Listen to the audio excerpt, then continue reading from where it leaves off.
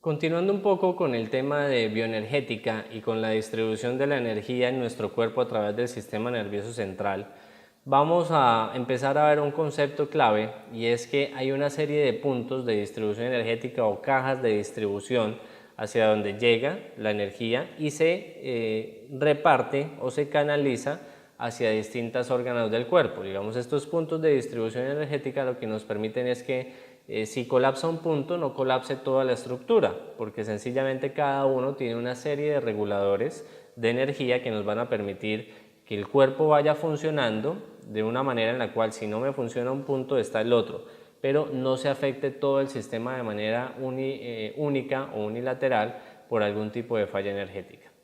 En algunas teorías, como lo habíamos visto anteriormente, pues sencillamente la concepción de estos puntos energéticos tiene distintos aspectos y distintos elementos según la ideología con la cual se analice, según la creencia con la cual se tomen. Algunas lo llaman chakras y vemos aquí algunos de los principales chakras que se determinan en este tipo de lineamiento de estructura de pensamiento. Entonces vemos que hay un chakra, el tercer ojo, aparece justo acá enfrente de los ojos, es considerado bajo este tipo de técnicas como un punto de distribución energética en la parte frontal y en la conexión espiritual. El tercer ojo es casi que la conexión divina en algunos de estos aspectos o de estas teorías. Hay otro chakra, que se manifiesta en la garganta, el otro es el cardíaco, en la parte acá del corazón, el otro es el solar, justo acá en la parte baja en donde se unen las costillas, lo que sería la parte diafragmática. El otro sería ese es el solar, el otro sería el sacral, más o menos en la parte del ombligo, y el otro sería la raíz, que sería el chakra, que está ubicado en la parte de los genitales. Bien, entonces estos chakras son puntos de distribución energética. Por ejemplo, el tercer ojo o la parte del chakra de la frente lo que hace sería distribuir la energía directamente hacia las zonas o los órganos que están más cercanos a él, como por ejemplo los ojos, como por ejemplo la nariz, como por ejemplo los oídos, y en un momento dado podría distribuir energía también a la boca. La garganta generaría precisamente la distribución energética hacia lo que sería la tiroides, las cuerdas vocales, la garganta en sí misma, la parte cervical, en fin. El cardíaco a la parte del pecho, el solar sería hacia la parte inicial de entre nuestro sistema digestivo, nuestro sistema respiratorio y cardíaco. El sacral, estaríamos hablando directamente del sistema digestivo, y la raíz de nuestro sistema reproductivo. Todos los órganos que se asocian directamente a esos puntos de distribución energética. Bajo lo que nosotros vamos a trabajar en esta certificación no es propiamente hablar acerca de chakras. En los chakras también tenemos diversos tipos de teorías. Algunos hablan de 9, algunos hablan de más, de menos, en fin, de 7. Hay diversos tipos de teorías. Aquí lo que vamos a ver y lo que nos interesa analizar son los puntos de distribución, como los vamos a trabajar directamente en esta diapositiva. Entonces, uno de los puntos de distribución, y si ustedes se dan cuenta es muy parecido también con el análisis que se hace de chakras, es el punto de distribución visual. En este caso ya no hablamos de un tercer ojo, ¿sí?, sino que lo hablamos directamente de la zona de los ojos.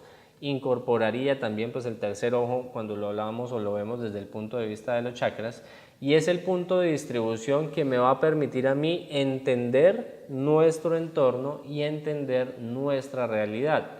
Este punto de distribución visual es el que nos permite a nosotros movernos en nuestra realidad bajo nuestro proceso de pensamiento y de interpretación de esa realidad. ¿Qué quiere decir esto? Cuando yo tengo un bloqueo en la parte visual, hablo de un bloqueo sobre aquello que yo veo o interpreto de mi realidad. Y aquí es importante tener en cuenta, porque si bien esos son puntos de distribución, allí son puntos de bloqueos también. Entonces vamos a hablar en esta diapositiva de los distintos bloqueos y cuáles son algunos de los órganos que se afectan y por qué se afectan este tipo de órganos directamente. Cuando hablamos del bloqueo visual, lo que más afecta la parte visual son los ojos, pero también el oído. Cuando nosotros tenemos bloqueos visuales es porque hemos vivido por lo general experiencias traumáticas, experiencias conflictivas, conflictos con nuestro entorno, conflictos para la interpretación de la realidad, conflictos, por ejemplo, en las expectativas y lo que será nuestro futuro para nosotros a corto, mediano, a largo plazo, en fin. Entonces, una persona que, por ejemplo, tuvo un evento traumático, un accidente, una catástrofe natural, alguna cosa en donde hubiera visto imágenes muy fuertes, imágenes muy traumáticas y generara un bloqueo visual, pues va a ser una persona que después se le va a dificultar, por ejemplo, mirar a los ojos a alguien, que se le va a dificultar o va a tener problemas de visión, va a perder visión en un ojo, en los dos ojos, va a ver borroso, no va a ver de cerca, no va a ver de lejos, en fin. Va a tener también afectado muy probablemente el oído, entonces su equilibrio, su manera de caminar, por ejemplo, va a ser diferente, puede llegar a sufrir de vértigos, de migrañas, de dolores de cabeza por la cantidad de pensamiento negativo asociado a estos eventos traumáticos.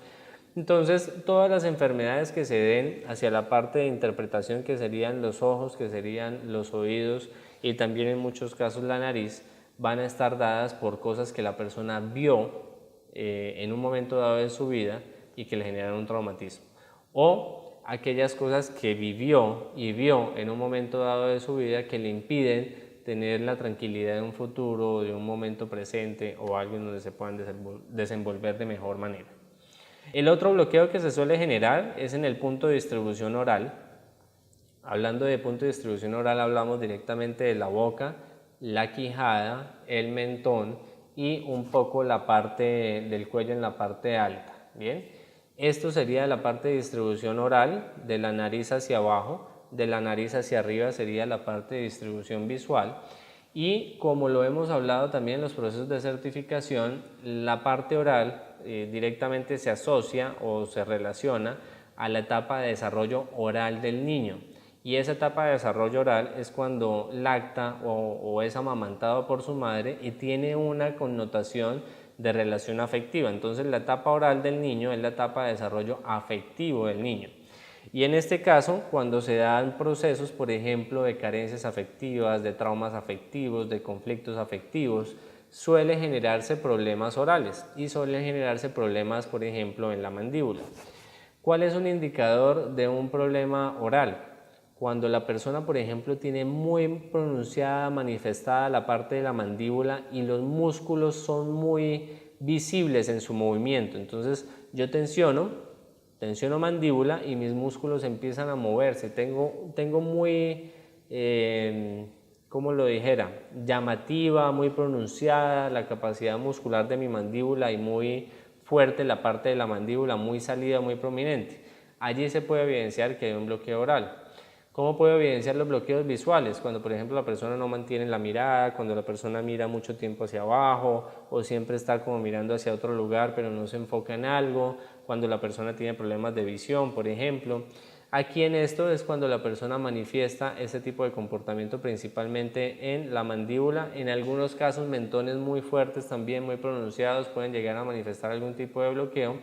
Y lo más importante es en la persona, en la parte oral, cuando la persona tiene, por ejemplo, problemas con el habla,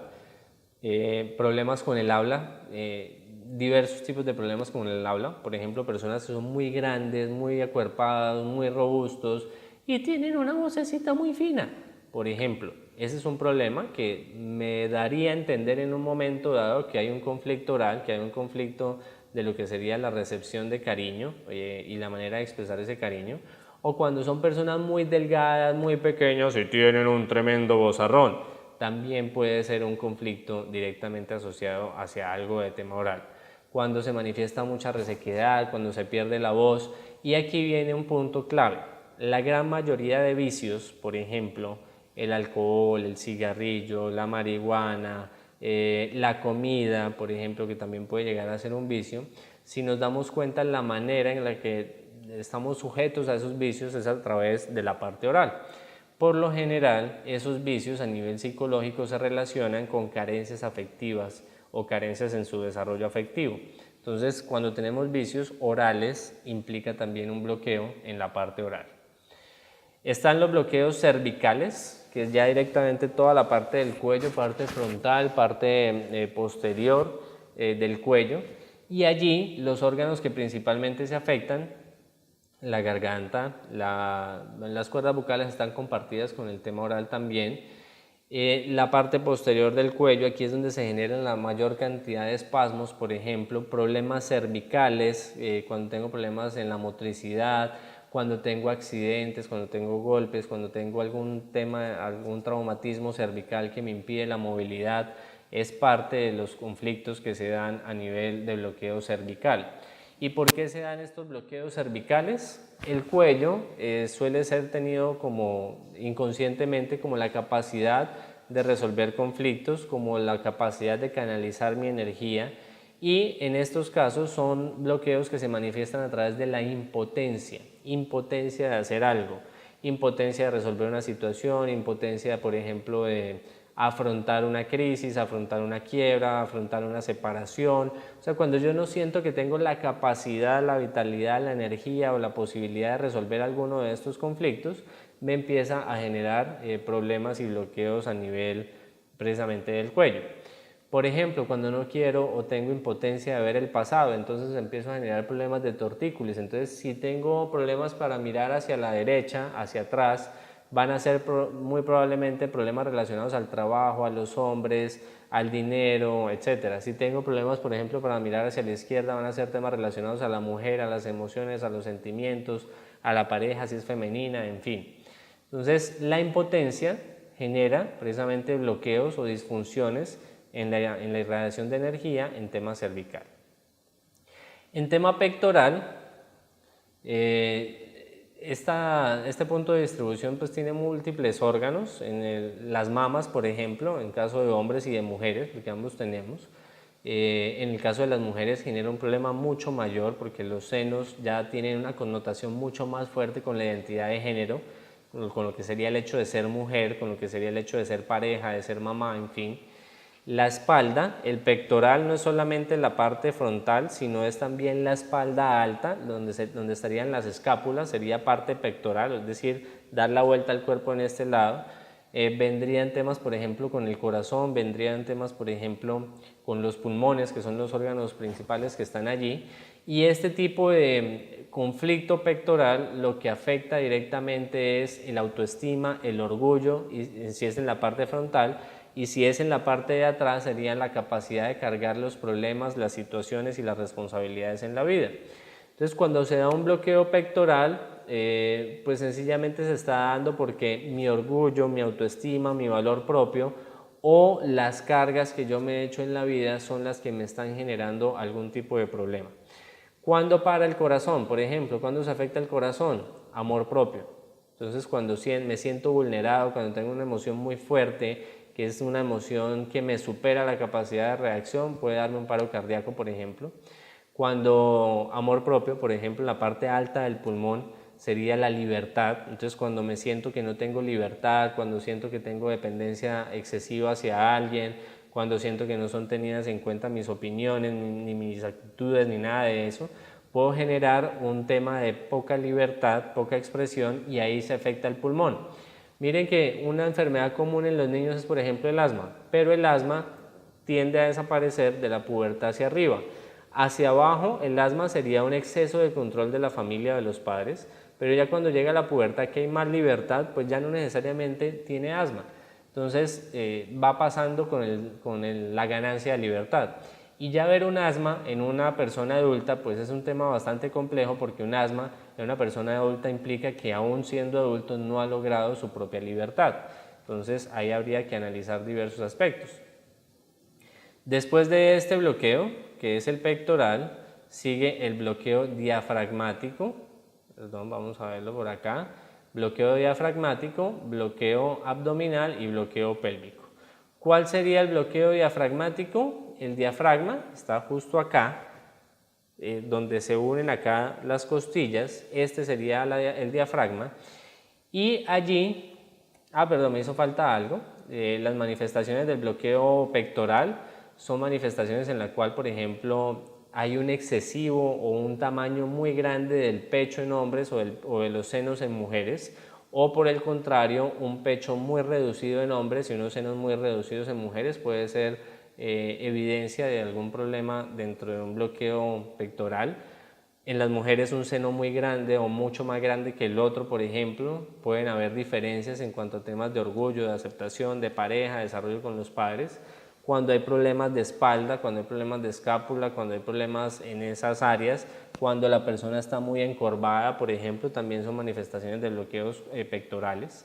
Y bloqueo diafragmático, el bloqueo diafragmático no se ve porque no tiene ningún tipo de manifestación física, pero por lo general en el diafragma, que sería la parte media entre lo que sería el sistema respiratorio, aunque alcanza a tomar alguna parte del pulmón bajo, pero lo que sería el sistema respiratorio y el sistema cardiovascular estaría entre ese límite con el sistema digestivo, es porque hay cosas o hay conflictos muy fuertes que la persona tiene que no ha podido procesar. Entonces, cuando son conflictos en los cuales, digamos, pudo haber quedado con códigos en los cuales su mamá hubiera querido abortarlo, problemas económicos muy fuertes donde no sienta que puede la familia salir adelante y se lo transmiten a él o que él lo pueda vivir, cuando no encuentra el sentido de la vida y entonces no haya cuál es su razón de ser en este mundo. Es decir, el bloqueo diafragmático son conflictos muy fuertes relacionados a la vida que no se han podido trascender o que no se han podido digerir o que no se han podido procesar por la persona. Entonces, las personas que tienen tendencias suicidas, que tienen, por ejemplo, tendencias a la autoflagelación, al autocastigo, a la autocrítica excesiva, están muy probablemente dados o manifestando un bloqueo diafragmático, que es un bloqueo de aceptación, de trascendencia de conflictos y de sentido de vida directamente. El bloqueo abdominal sería un bloqueo en el cual nuestro sistema digestivo, nuestro sistema o nuestra cavidad abdominal directamente tiene algún conflicto. Allí los órganos que principalmente se afectan pues sería el estómago, sería el intestino, sería el colon y bueno, todo lo que tiene que ver con el sistema digestivo. El sistema digestivo, ¿qué es lo que hace para nosotros? Es el que nos permite a nosotros digerir la comida. Y la comida debe ser entendida como las situaciones que se presentan en nuestro día a día. Y también, principalmente la comida se relaciona, como lo hablábamos de la etapa oral, a la entrega o al dar afecto y al recibir afecto. Entonces, los bloqueos de orden abdominal se manifiestan por abdómenes, por ejemplo, muy pronunciados. Una persona puede ser muy delgada, pero con una barriga muy pronunciada, por lo general se manifiestan de esa forma. O se pueden dar, en algunos casos, por ejemplo, las mujeres después del embarazo quedan con abdómenes muy atrofiados en cuanto a estrías, celulitis, exceso de piel colgante. Esos son conflictos de tema netamente abdominal, por ejemplo, y están dados a la resolución de los conflictos emocionales, es decir, a la manera en que la persona digiere las situaciones que se le presentan en su vida. Entonces, si la persona no las digiere bien, si la persona retiene emociones, pues puede generar un estreñimiento, por ejemplo. Si por el contrario la persona no acepta esa emoción y la suelta, trata de escapar, trata de no procesar las cosas, pues puede dar una diarrea, por ejemplo. Si la persona mantiene una ira fuerte con alguien y un dolor y un rencor hacia alguien, pues puede dar una gastritis. En fin, cada una de las enfermedades se va manifestando en esa zona porque hay conflictos que no están resueltos y que la persona no está generando ese tipo de conflictos. Y allí se generan bloqueos. Y el último sería el bloqueo pélvico. El bloqueo pélvico, estamos hablando de la zona genital directamente, la pelvis. Aquí es donde empieza la zona genital, donde están los órganos reproductivos, donde está el útero, donde está todo lo que tiene que ver con el sistema de reproducción y sostenimiento de la especie. ¿Qué tiene que ver directamente la zona pélvica con nuestra interpretación y con los bloqueos?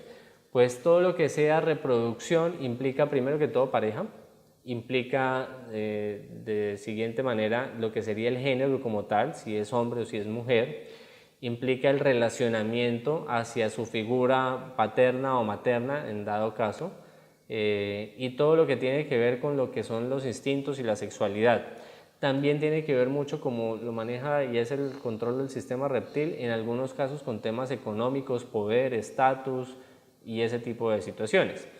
¿Cómo se manifiestan los bloqueos pélvicos? Por ejemplo, caderas muy anchas, colas muy grandes, órganos reproductivos muy grandes o por el contrario muy pequeños también, o caderas muy hacia adentro, sin cadera, sin cola.